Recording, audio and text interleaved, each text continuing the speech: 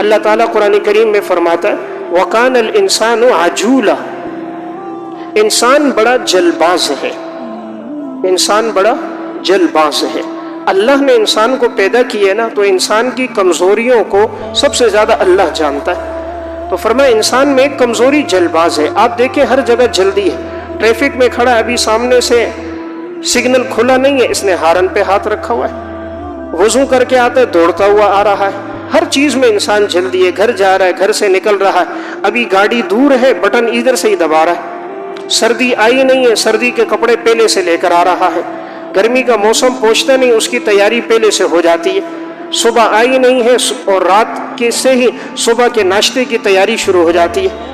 انسان ہر کام میں بڑی جلدی کرتا ہے، وہ چاہتا ہے اب میں دولت ہے تو آنن فانن، یہ ایک ہے تو دو ہو جائے، بنگلہ ایک ہے تو دو ہو جائے، گاڑی ایک ہے تو یہ تین ہو جائے۔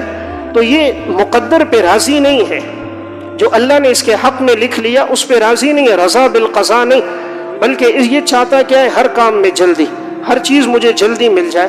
پھر انسان جتنے بڑے نقصان کرتا ہے اپنی جلد بازی کی وجہ سے کرتا ہے۔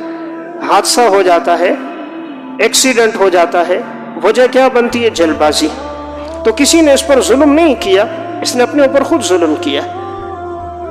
یہ اپنی طبیعت میں جو شریعت نے رکھی تھی کہ آہستگی سے چلتا، سنجیدگی سے چلتا، یہ جلد بازی میں آیا، اس کو نقصان ہو گیا۔ تو ایک خامی اللہ نے انسان کی بیان کی، انسان بڑا جلد باز ہے۔